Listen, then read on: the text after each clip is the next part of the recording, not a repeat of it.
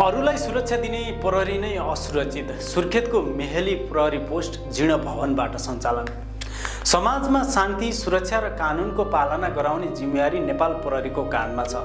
कुनै दुर्घटना होस्, चोरी, झैझगडा वा प्राकृतिक विपत्ति, नागरिकको सबैभन्दा पहिला सम्झिने संस्था प्रहरी नै हो। तर विडम्बना, अरूलाई सुरक्षा दिने प्रहरी नै आज कतिपय ठाउँमा असुरक्षित वातावरणमा काम गर्न बाध्य छन्। कर्णाली प्रदेशको राजधानी सुर्खेत स्थित वीरेन्द्रनगरको 15 र 16 नम्बरको सुरक्षाको जिम्मा सम्हाल्दै आएको अस्थायी प्रहरी पोस्ट मेहेली यसको एउटा गतिलो उदाहरण बनेको छ। स्थानीय बासिन्दाका अनुसार प्रहरी पोस्ट अहिले जीर्ण र जोखिमयुक्त भवनबाट सञ्चालन भइरहेको छ, जहाँ कार्यरत प्रहरी कर्मचारीहरू दैनिक त्रासका बीच आफ्नो जिम्मेवारी निर्वाह गरिरहेका छन्।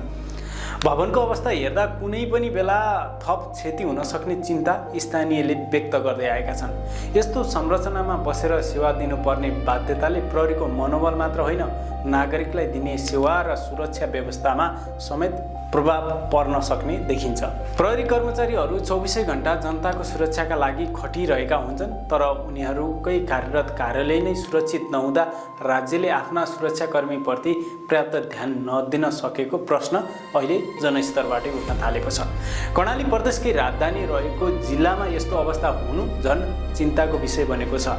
स्थानीयवासी तथा सरोकारवालाहरूले सम्बन्धित निकायको ध्यानाकर्षण गराउँदै प्रहरी पोस्टको भवन व्यवस्थापन र स्तरोन्नतिका लागि तत्काल पहलको माग समेत गरेका छन्।